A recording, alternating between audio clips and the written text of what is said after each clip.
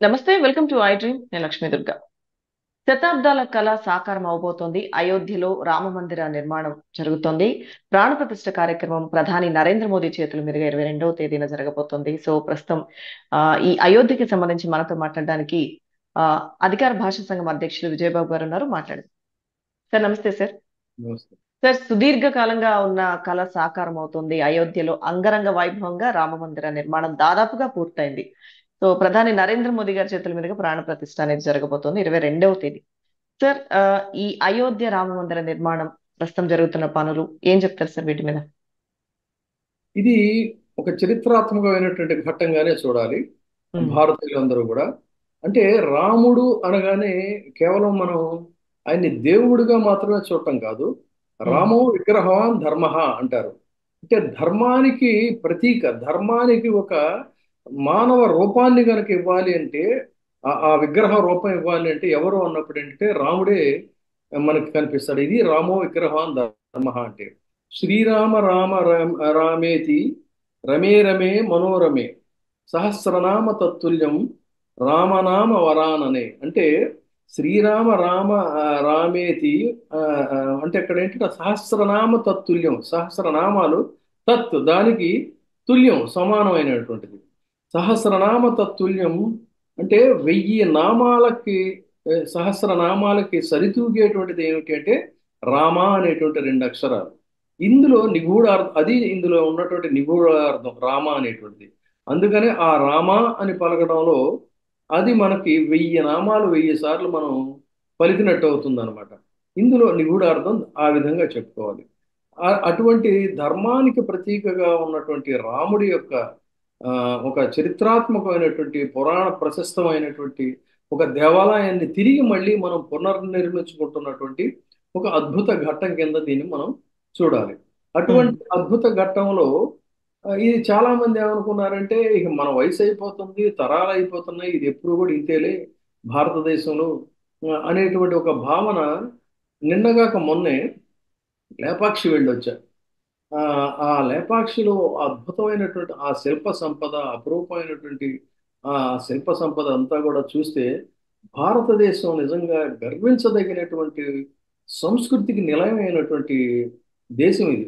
కానీ స- ఇక్కడ ఏంటంటే ఈ యునెస్కో వాళ్ళు కూడా కొంత, అందులో కూడా కొంత పాలిటిక్స్ ఉంటుంది. ఉమ్, నిజానికి యునెస్కో కనుక గుర్తించగలిగితే మన దేశంలో ప్రతి ప్రాంతంలో కూడా అపురూపమైనటువంటి చరిత్రాత్మకమైన చారిత్రక కట్టడాలు ఇవన్నీ కూడా ఉంటాయి, శిల్ప సంపద ఉంటుంది. ఉమ్, అలాంటిది అది చూసినప్పుడు నాకు ఎంతో బాధ అనిపించింది. ఎంతమంది ఫారెన్ టూరిస్టులు మనం నిజానికి వాళ్ళందరినీ కూడా ఆకర్షించవచ్చు. ఆ విధంగా రేపు ఈ అయోధ్య రామాలయం కూడా ప్రపంచంలోనే ఒక అపురూపమైనటువంటి కట్టడంగా దేశ విదేశాల నుంచి అనేక మంది యాత్రికులను ఆకర్షిస్తుంది అనడంలో కించిత్ సందేహం లేదు. ఇటు ఆంధ్రప్రదేశ్లో కలియుగ వైకుంఠంగా అలరారుతున్నటువంటి ఆ, తిరుపతి, తర్వాత అటువైపు వెళ్ళినప్పుడు అయోధ్యలో ఈ రామాలయం, ఇవన్నీ కూడా భారతీయ సంస్కృతికి సంప్రదాయానికి, అదేవిధంగా మనదైనటువంటి జీవన శైలికి, ఆధ్యాత్మిక శోభకి, ఆధ్యాత్మిక వైభవానికి, ఆధ్యాత్మికంలో భారతీయ ఆధ్యాత్మికంలో ఉన్నటువంటి అంతర్గత సూక్ష్మ ధర్మాలకి, వీటన్నిటికీ కూడా ఇవి ప్రతీకలుగా అలరారుతుంటాయి. ఆ ఇవాళ ఈ శిల్పులు కూడా అదే రకమైనటువంటి ఒక అంకిత భావంతోనే వాటన్నిటిని రూపొందించారు. ఆశ్చర్యకరమైనది ఏంటంటే ఏదో అందంగా ఉండాలని కట్టినటువంటి కట్టడాలు కాదు. ఇందులో ఉమ్, అంతర్లీనంగా ధర్మ సూక్ష్మాలను కూడా ఉండేటువంటి విధంగానే ఆగమ సంప్రదాయ ప్రకారంగా దేవాలయాలన్నీ కూడా ఏంటంటే ఆగమ శాస్త్ర ప్రకారంగానే కడతారు. ఆ ఆగమ శాస్త్రాల ధర్మాలకు అనుగుణంగానే కట్టినటువంటి ఆ, ఈ ఆలయం కాబట్టి ఇది ఏ, ఒక పురాణ ప్రశస్తంగా కూడా రేపు భవిష్యత్తులో తరతరాల వరకు కూడా నిలబడిపోతుంది. అందుకనే ధర్మభూమి, కర్మభూమి, వేదభూమి ఈ భరత భూమి అని చెప్పని ఈ దేశాన్ని కీర్తించారు. అందులో ఇవాళ ఒక మణిమకుటం కింద ఈ అయోధ్య అనేటువంటిది అలరారుతుంది అనడంలో కించిత్ సందేహం లేదు. అదే సందర్భంలో ఏంటంటే దీన్ని ఎవరు కూడా రాజకీయ దృక్కోణం నుంచి చూడడానికి ఆ, ఇది కరెక్ట్ కాదు. ఉమ్, గత గతం గత అయిపోయింది. దాన్ని ఆ, ఆ, అంటే మానవ జాతి యొక్క పరిణామ సిద్ధాంతం కానీ, లేదు మత గ్రంథాల యొక్క సూక్ష్మం కానీ, వీటన్నిటిని అర్థం చేసుకున్నటువంటి ముస్లిం పెద్దలు కూడా ఉమ్, దీన్ని ఆహ్వానించారు. ఆ, ఈ ఇక్కడ ఉండాల్సిందే ఇది ఈ దేశంలో ఇలాగా అని చెప్పని వాళ్ళు కూడా ఇవాళ దీన్ని ఆహ్వానిస్తున్నటువంటి సందర్భంలో దీన్ని మతాల దృక్కోణం నుంచి కూడా చూడకూడదు. అందుకే నేను ప్రారంభంలోనే చెప్పాను, రామో విగ్రహవాన్ ధర్మ అని. ఆ ఉమ్. ధర్మ సూక్ష్మాలను అర్థం చేసుకుంటే రాముడు ఇవాళ మనకు కబీర్ దాస్ తెలియదు ఏముంది మీకు? కబీరు అంటే ఆయన కూడా మరి రాముడికి ఎందుకు భక్తుడయ్యాడంటే అందులో ఉన్నటువంటి ఆ అంతరార్థాన్ని సూక్ష్మాన్ని అర్థం చేసుకోగలిగితే మతాలకు అతీతంగా ఇవాళ ఆ ఆలయం అనేటువంటిది నిలబడుతుంది, అలరారుతుంది అనేటువంటిది నా ఉమ్. భావం.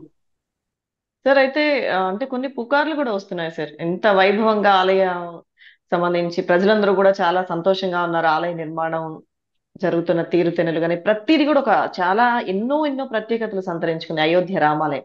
సో అయితే దీనికి సంబంధించి కొన్ని పుకార్లు కూడా వస్తున్నాయి సార్. ఇప్పుడు ఏదైతే అధికారం అనేది రేపు అధికార మార్పిడి అనేది ఒకవేళ జరిగిన తరువాత పరిస్థితులు వేరేలా ఉంటాయి అన్న పుకార్లు వస్తున్నాయి సార్, నిజంగా అలా ఉంటుందా?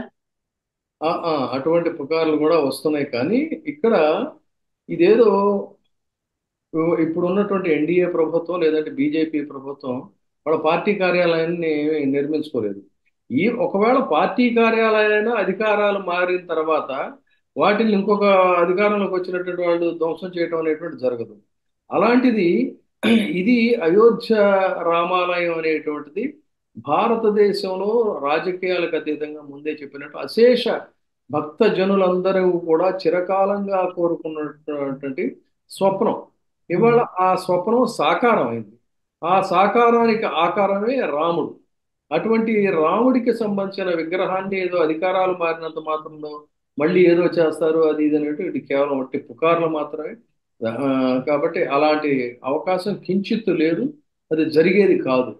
కాబట్టి దాంట్లో ఎవరికి కూడా సందేహాలు అవసరం లేదు. అందుకే చెప్తున్నా, దీన్ని ఉమ్. రాజకీయ దృక్కోణం నుంచి చూడటం కూడా సంస్కారం అనిపించుకోదు, నాగరికత అనిపించుకోదు. సార్ అభివృద్ధి అనేది కూడా అంటే ఇప్పుడు ఇంత పెద్ద ఆ నిర్మాణం అది జరిగిన తరువాత అంటే కొన్ని అభివృద్ధి కార్యక్రమాలు చేస్తామని కూడా యూపీ సీఎం యోగి ఆదిత్యనాథ్ గారు చెప్తున్నారు. సో ఆ విధంగా డెవలప్మెంట్ విషయంలో ఏం చెప్తారు సార్? ఖచ్చితంగా ఇప్పుడు ఒక అపురూప కట్టడం, అపురూపమైనటువంటి కట్టడాన్ని నిర్మిస్తున్నప్పుడు ఇదేదో ఒక కొద్ది రోజుల్లోనూ అయిపోయేది కాదు అది.